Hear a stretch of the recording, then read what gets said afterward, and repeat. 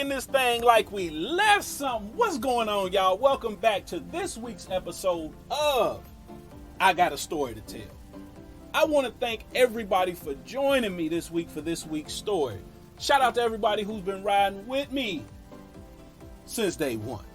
And for those who are new to the podcast, if you get a chance, just go back, check out some of the old stories, sit back and enjoy. Catch up with where we all are right now.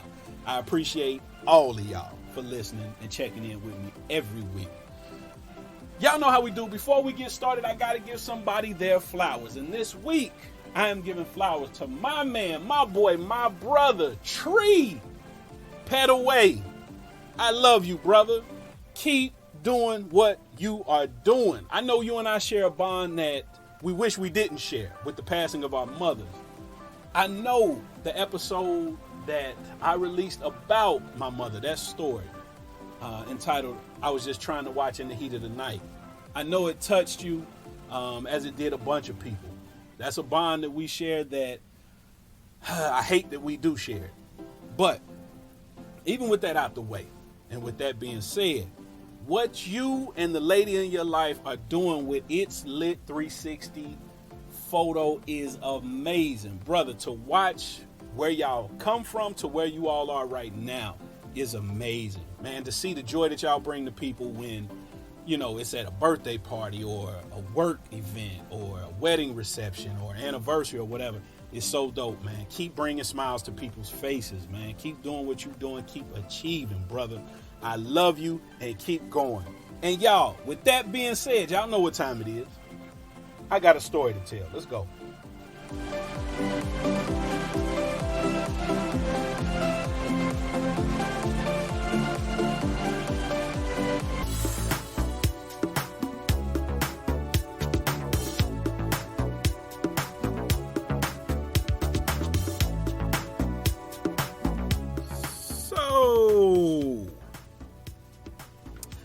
This story takes place in the year of our Lord 1989 and 1990. At the time, I am 11 years old. I'm in 6th grade. I am living in the Fair Apartments in Cincinnati, Ohio. At the time, at the crib is myself, my mother, my brother, and my sister is, at that time, a student at Central State University. She's off in college in Xenia, Ohio. So, 1989. That fall, I had just started at a school called CBA, Cincinnati Bilingual Academy. It was the first time I had ever switched schools. So before then, I'd gone from kindergarten through 5th grade at Mount Airy Elementary. And I was in the foreign language program. And my foreign language that I took was Spanish. So for like a lot of kids who were in the foreign language program through Cincinnati public schools, once they got to 6th grade, they would switch over to CBA, Cincinnati Bilingual Academy, like I said. CBA was a school, it was comprised of 5 buildings, A, B, C, D, and E. And it also had another school within that called AWL, Academy of World Languages. So, this was middle school. And my confidence wasn't at the height of some of the other kids at that time.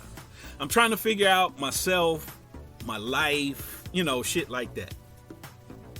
So let's get to it. Now, like I said, I'm switching from 5th grade to 6th grade, and I'm switching to middle school. My school was comprised of 6th, 7th, and 8th graders. Now, how I looked at 7th and 8th graders, I compared them to my brother. So my brother at the time was, even though he was in the 9th grade, my brother, when he was in 7th and 8th grade, he and his friends, they was on some wild grown-up shit. Oh, them niggas was doing it all. They was fucking. They was just wilding. So I just assumed all 7th and 8th graders were like that. I had like little elementary school girlfriends, but I had never kissed a girl. I had never done anything, right? Other than talk on the phone a little bit. So, my confidence when it came to dressing and all that really took a hit when I got to middle school. Because at that time, my mother would buy 2 pair of school shoes for me every year.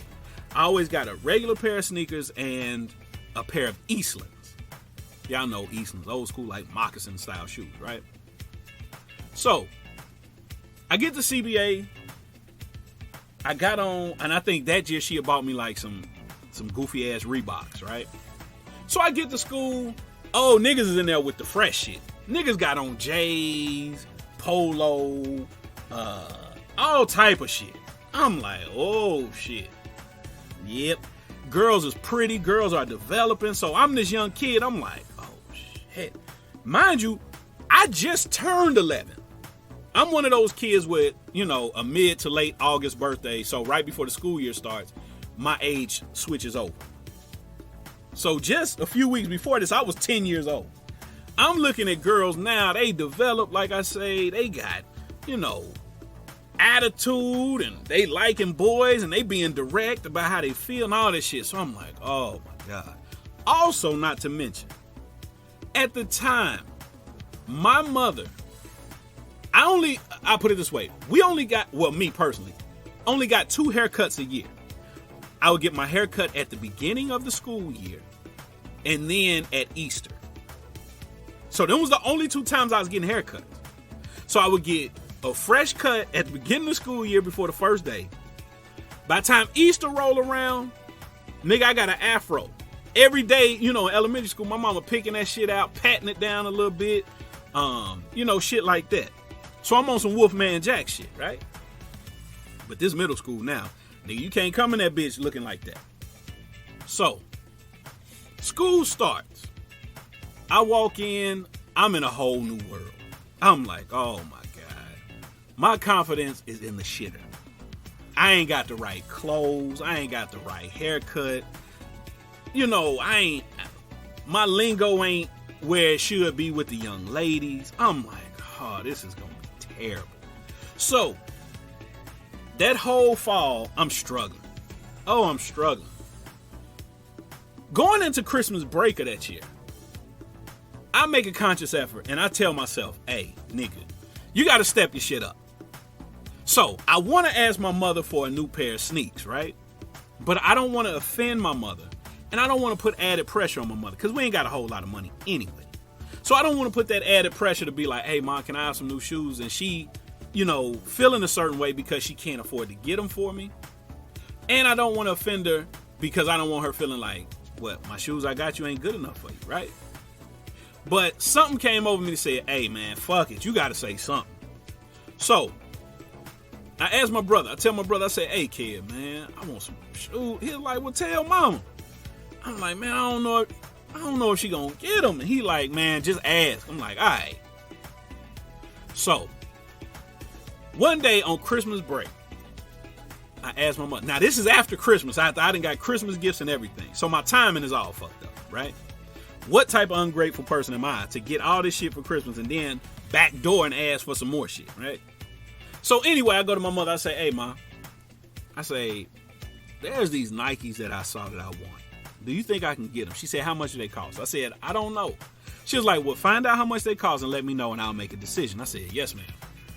So, I find out they're like $79 or $89, right? At the time, the average shoe that my mother would buy me was no more than $49. So, I go to her, I say, Mom, I think they're like $79, $89. She was like, huh? I said, yes, ma'am. She was like, well, I don't know if you getting them. I'm like, all right. So I left it alone. The following weekend, myself, my Aunt Joanne, and my mother, we at Swift and Cummins Mall. It's no longer around anymore, but we in there. We go in the shoe store. I see those shoes. They some Nike Forces, right? Black, gray, white, high top Nike Forces. So I'm like, Ma, these the shoes right here. So she says, Michael, I told you I'm not getting them shoes. My Aunt Joanne say, Mikey, how much are they? So I show her. So she was like, my mother's name was Barbara, but my aunt called her Baba Ann. So she was like, Baba Ann, I'll pay half of it. She was like, okay. So I get them. Oh, nigga, I'm hyped. My confidence growing now, y'all. So I get them shoes. I get them home, man, I got them on. I'm walking around the house in them. I'm hyped. I'm thinking to myself, ooh, when I come back from Christmas break, I got something for y'all ass at school. I get back. Rock them things. Everybody like, oh, them shits is fresh. I'm like, thanks, man. Appreciate it. So my confidence growing a little bit. Couple weeks after that, we're at Northgate Mall. Same three. Myself, my mom, my Aunt Joe. We in there, we walking around.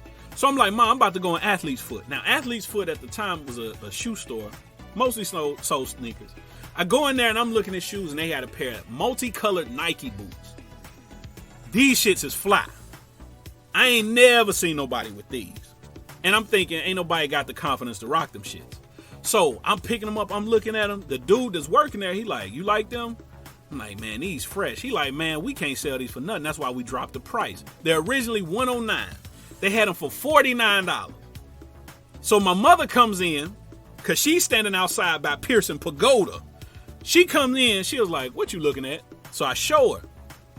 And I was like, Ma, these fresh, ain't they? She was like, I like those.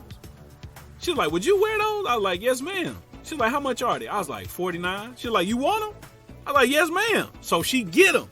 Oh, nigga, y'all can't tell me shit now. When I tell you my confidence is through the roof, oh, my confidence high, y'all. It's high. Then, I put them bitches on, rock them to school. Niggas like, oh, them shit's fresh. So I'm hyped. Man, I'm catching a few little tenders. They looking at me. I got the fresh feet on. My outfit might have been some bullshit, though. I can't remember the outfit. It might have been bullshit. But you couldn't deny the feet, right? So, then, about a week after that, my mother and I are downtown Cincinnati. We catch the bus downtown because she needed to go to Newberry. We downtown. Walking toward Newberry. She get what she need to get. We leaving up out of there. I'm like, Mom, you think I can get a Walkman? Now, I wanted a Walkman because, hey, I love music. But cats used to be on the bus with a Walkman on. I'm like, damn, that shit dope, man. So my mother was like, we can look for one. I'm like, all right. So my people in Cincinnati are going to remember this spot. It was a spot downtown called Chong Incorporated. It was an Asian-owned store. Now, in Chong Incorporated, you could get a motherfucking all-white linen Frankie Beverly and Mays concert outfit. You can get a Dobb hat, a derby. You can get some 6x9 speakers for your car. You can get some Stacey Adams shoes. But you could also get a Walkman. So they had one. Bitch was $19.99. My mama said, you want it? I was like, yes, ma'am.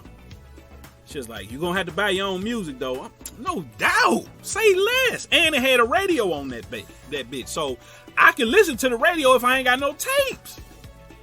Cool. Man, I'm so hyped. So the next day, I get on the bus. I go to Everybody's Records in Pleasant Ridge. I buy 2 singles. Now, the first 3 singles I ever owned when I got my Walkman was Taylor Dayne, Love Will Lead You Back, Sinead O'Connor, Nothing Compares to You, and probably, if not my favorite rap song, one of my favorite rap songs still to this day, the DOC, The Formula is what I bought. But I bought The Formula from Record Arcade on Hamilton Avenue. So, I got them shits, right? Every day, I'm listening to them 3. I've just got the singles now. I ain't got the full tape. But I love The Formula because Dr. Dre, of course, he did the beat. But the sample in it, the beat was so dope. It was melodic. It was smooth. It had a sample in there by Marvin Gaye. What was that song? Inner City Blues. And so when I heard that for the first time, I'm like, oh my God, this is amazing. So I would listen to that damn near every day going to school. Anyway, I get on the bus to go to school. Got my Walkman on. My confidence, man, when I say my confidence high, y'all, oh, it's higher than giraffe pussy, right? That shit up in the roof. I'm like, man, I'm cool now. I got 2 new pair of sneaks and a Walkman. Man, you can't tell me shit. Oh, now I'm noticing I'm getting a few more stares, right? I'm like, man, listen. So, this chick named Shannon. I'm sorry. I'm moving ahead. Rachel. She giving me some looks. Now, Rachel was light-skinned with a big forehead, and her eyes was far apart on some Brandy Norwood shit, right? Everybody know how I love Brandy. My wife know I love Brandy, right? Still mad at my brother. I didn't get to go to Hawaii when y'all was on the flight with Brandy. Ben was playing with her baby and all that. That's a story for another day. Anyway, so the young lady Rachel, her eyes on some far apart alien shit, right? But I liked her though, right? So she looking at me, she speak to me one morning. Hey, Mike. I'm like, hey, what's up? You know what I'm saying? I'm trying to play it cool, knowing my goofy ass was excited. I hit her with the smoke. Hey, what's up? She like, I like your shoe. Thank you. You know, and I keep it moving. Then every day after that, she started talking more and more, and then we exchange phone numbers. Oh, you can't tell me shit now. You can't tell me Nathan at this point, right? We talking on the phone every day. I get home. Now, when I get home from school every day, I'm by myself. My brother's at basketball practice at the time. My mother's at work. She's working at Walnut Hills Evanston Medical Center. It was like a clinic. And my sister was going to college. So every day I come home, my routine's the same. Come in the house, eat a bowl of cereal. If some dishes in the sink, wash them before my mama get home. Make sure whatever meat that need to be cooked for the night is out the freezer. Defrosting. You know what I'm saying? Do my homework, then I go outside. But once I got her phone number, fuck going outside, I'm on the phone, right? Until my mama started getting mad because she'd call and the phone be busy. That's what made us end up getting called waiting, because we wasn't going to get called waiting. Until every time my mother would call home from work to make sure I made it into the house, cool and safe and all that shit, it would be busy. So she started cussing me out about that. So anyway, every day I get home on the phone, hey, what's up? You know, fake ass, smooth voice and shit, right? But I'm excited, my confidence through the roof. To the point she start, we start talking super strong, and she was like, yeah, you my boyfriend and all. I'm like, word, I am, so this my girlfriend now. Fast forward 2 days before Valentine's Day of 1990. It's a Monday. So I tell my mother when she come home from work on Monday, I said, hey, Mom, can you get me some roses? She was like, what? I was like, I want to give my girlfriend some roses on Valentine's Day. When you get off work tomorrow, can you get some roses? She was like, okay, I got you. So that next day was Tuesday. Valentine's Day was that Wednesday. I don't forget shit. It was on a Wednesday that year, 1990. Valentine's Day 1990 was on a Wednesday, I believe. So anyway, that Tuesday, my mother come home, she got the flowers. I'm like, oh, nigga, I'm about to make an impression, right? So, that Wednesday morning of Valentine's Day. Now, I had a homeboy who lived by me who would come over in the morning every morning. He went to school with my mama. My mama would pack him a lunch because his mama was on crack at the time. And they didn't really have nothing in their house. Like no furniture, no nothing, right? So, they was always hungry. So, my mother would pack a lunch for him. So, he comes over that morning. I'm dressed, I'm fresh. Flowers sitting on the table. At the time, my sister's boyfriend, like he was into cologne and shit. And he would have like bags of samples of cologne. And y'all remember old school samples used to come in like the little vials? They wasn't as big as the 1212 skinnies that niggas sell crack in, but they were small, right? So, I pulled out this one. Halston Z14 is what it was called. Halston, Halston Z14. Pop the top, pour a little bit in my hand, rub them hands together on my Miyagi shit, right? Wipe it down my clothes. I said, oh, nigga, I'm in this bitch smelling better than a bacon egg sandwich, right? So I'm gonna be cold when I go in here. My boy come over to get his lunch that my mama would pack every morning, and he was like, damn, something smell good. I said, nigga, that's my fragrance. I'm finna go to school, get a young tender these flowers. Nigga, it's Smooch City, right? Because at the time, I hadn't even kissed a girl yet. I had done nothing. But, I'm going in for the kiss, right? Diving in, you hear me? So, bus come, get on the bus. Everybody like, oh, he taking somebody some flowers. You got the hating niggas on the sideline. Oh, this nigga a simp, right? I wasn't hearing them. I ain't here for y'all no way. I'm trying to make moves on the young tender. So anyway, get on the bus, we get to school. Now, the way CBA was set up, like I said, is made up of 5 buildings, A, B, C, D, and E. But when you get off the bus, you go up the stairs. First building you get into is A. In A building ain't nothing but the gym, the cafeteria, the office, and like a couple classrooms. But people would be inside, A building chilling because it's cold outside. It's February. Walk in, she in there. Walking straight over to her. Oh, I'm cool, right? I'm smooth with it. But my heart is beating. Y'all ever been in a party and heard the song Time for the Percolator? Y'all know. My heart in there on some percolator beat shit, right? It's like my heart pounding. Ooh, nigga, I'm shaking like booty meat. I'm scared, right? But I gotta play it cool because I gotta go in. I gotta get smooches, right? So I walk over to her. I'm like, hey, happy Valentine's Day. Give her the flowers. Something came over me. Nigga, closed my eyes, puckered my lip, leaned in. She leaned in. She give me a little kiss. I'm like, ooh. I don't do all that. But inside, I'm like, ooh, nigga, you out here in these streets if you hit me. So I'm like, all right, I'll holler at you later. So I walk off. As I'm walking off, nigga, I am excited as can be. I'm like, oh my God, this is amazing. But I'm playing it cool. My confidence, it's through the roof, you hear me? So, go on throughout the day. Get home that afternoon, caller, we talk, shoot the shit a little bit. Thursday come. Have a great day, talk on the phone. And this is when shit starts going left. So, Thursday, we're talking on the phone. She's telling me how she wants to ask her mother to buy her some Jordans.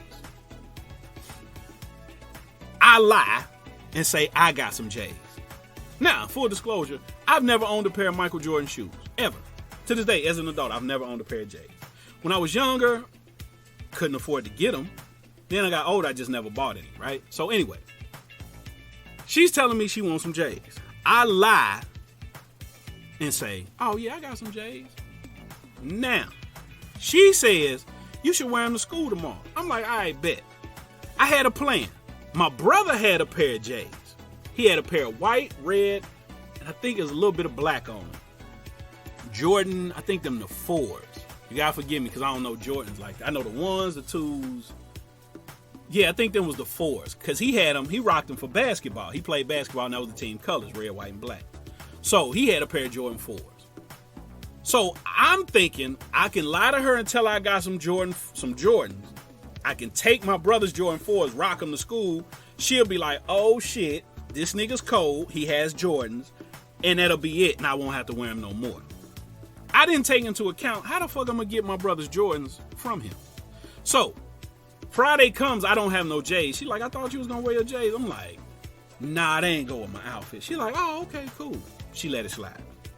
She was like, you should wear them on Monday. Aight. Monday come, no Jordans. Tuesday, no J's. Wednesday, no J's. Thursday. She like, I knew you was lying. You ain't got no Jordans. I'm like, I do got some J's. She hit me with, if you don't wear them tomorrow, I'm going to know you lying. I'm like, I bet. Whole way home, I'm thinking, how can I cuff these J's from my brother? I don't have a plan, and I don't cuff them from him. Friday come, I go to school, I ain't got no J's.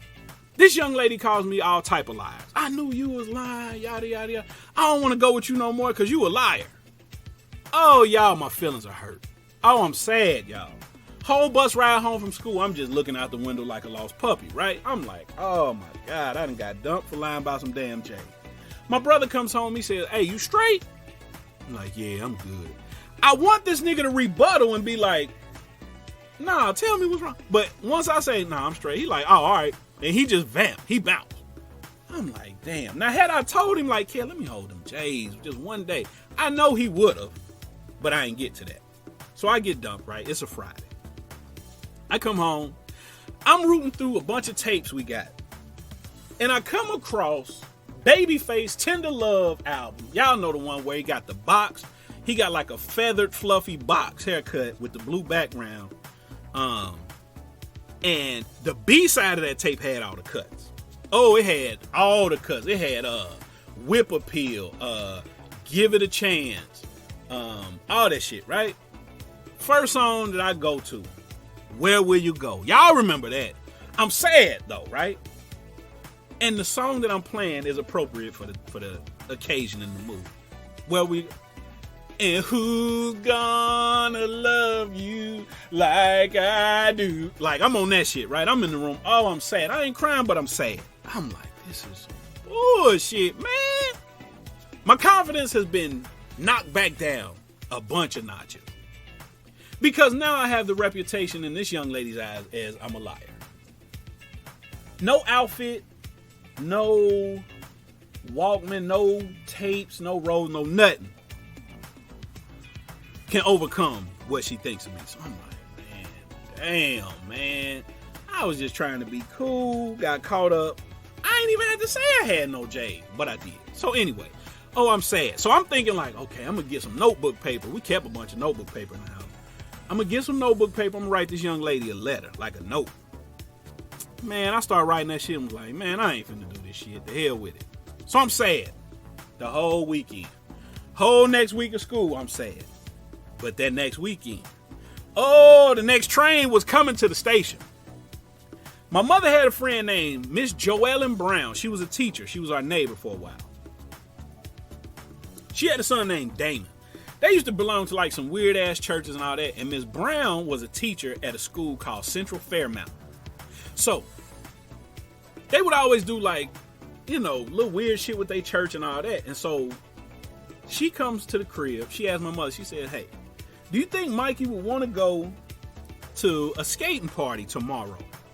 So my mother asked me, she said, Mike, you want to go? I'm like, yes, ma'am, I'll go. I ain't want to go because I was depressed. But I say, fuck it, I'm going to go anyway. So we go. It's at Western Roller-Rama. We get over there. Now, Western Roller-Rama was a skating rink on the west side of Cincinnati, and it had like a Texas Western, like cowboy theme to it, right? So we get in there. It ain't a lot of people there. They playing some bullshit music. I'm like, man, this is bogus, man. I'm sitting there, got my skates on. Everybody skating around having fun. I'm on some, like, Debbie Downer shit. Then all of a sudden, God said, you know what? Let me shine on you one time, Playboy. So I'm sitting there. And a church group comes in. Young brown-skinned lady walks, young woman, my age, I should say, comes over, sits down next to me on this little bench I'm sitting on. She like, how you doing? I'm like, hey, how you doing? She like, what's your name? Shit, I go on my cool shit. Mike. She like, oh, nice to meet you, Mike. My name's Shannon. I'm like, oh, okay, nice to meet you. So I'm like, okay then, shit, there's something here. She talked to me for about 2 seconds. She like, yeah, I'm here with this church, yada, yada, yada. She get up, she leaves, she go get some skates. She on the skating rink floor, she's skating around having a great time. I'm like, well, shit, let me get up and skate too then. Shit. I get on the floor, they playing all type, Planet Rock, all that shit. Oh, I'm purling them. Nigga, I'm out that bitch cold with it. I can't skate worth a shit. But I'm so cold with it and so confident and so happy, my balance is impeccable, right? I'm purling. I ain't doing no spins and none of that shit, right? But I'm with it. Every time I go past, I'm, hey, what's going on? You know what I'm saying? Oh, nigga, we got some chemistry now. I done forgot about baby girl with the eyes and the forehead, right? So I'm like, ooh, I got something new going on here. Man, we have a great time. Oh, the DJ slow it down. Me and the DJ on the same wavelength. He an old white cat, right? Handlebar mustache. Look like all he do is smoke cigarettes and drink Jack, right? He's struggling, right? So, but for some reason he felt me. He felt my energy. He was like, young boy out here, he trying to, you know what I'm saying, do his thing. So he keeping the hits coming, right? Oh, he slow that thing down. I said, ooh, he out here showing out. He know what I'm trying to do. The Lord is my shepherd. He know what I want, right? So we slow skating at this point. Ooh, nigga, I'm purling, slow motion with it. Yeah. Nigga, I'm out that bitch looking like I'm cold with it. Boy, she reached out and grabbed my hand. I said, look at God. God is out here in my life showing up and showing out. So I'm like, man, won't he do it? We skating holding hands. I'm like, oh, I got a whole girlfriend off skating. Man, get done skating. Every time I come around, Miss Brown, Miss Joellen, who I came with, she like, Mike, you ready? I ain't ready yet. Have a great time. We get done skating. I go put my skates up, get them Nike boots, because I rock them. Man, I sit down next to old girl, put them Nike boots on. She like, ooh, them fly. I'm like, yeah, thank you. Oh, nigga, my confidence back. You hear me? My confidence was back like it left his keys and came and picked them back up, right? So I'm like, ooh, nigga, I'm back. She had some popcorn, a box of popcorn. She run to the lady that she came with from the church group, get an ink pen, write her name and her phone number down after she tear a little piece of the box off of the lid, right? Write her Shannon. She write them. I'm like, ooh, nigga, I can't wait to get home and call her. Get home, call her. We talk for a hot second. She's like, I'm gonna call you back tomorrow. All right, cool. We on the phone that next day. She say, what you doing next weekend? I'm like, shit, man. She was like, I got an aunt that stay in the Faye. I'm probably gonna come up there. I said, what? Yep. Man, listen, that next weekend, man, I ain't studying none of them girls at school. All I can think is, ooh, next weekend, Shannon coming up to the Faye, you hear me? So she come up to the Faye that next weekend. We go to the candy truck. We go up to Swartz. We walking around all day. She went in her auntie house, said, hey to auntie, called me. I met her over at the corner of Nottingham and President where the old phone booth used to be and the 49 bus come stop. Right there. Oh, we walking around all day. Older niggas on Nottingham who outside like, I see you, little Trina. Because they used to call me little Trina because my sister was older. And so until my brother got older, then they'd call me little Kev. But I see you, little Trina. I'm like, hey, what's up? You know what I'm saying? I'm fake cool and shit. Man, I was so excited. Oh, I was so excited, man. And just like that, I was born. I'm out.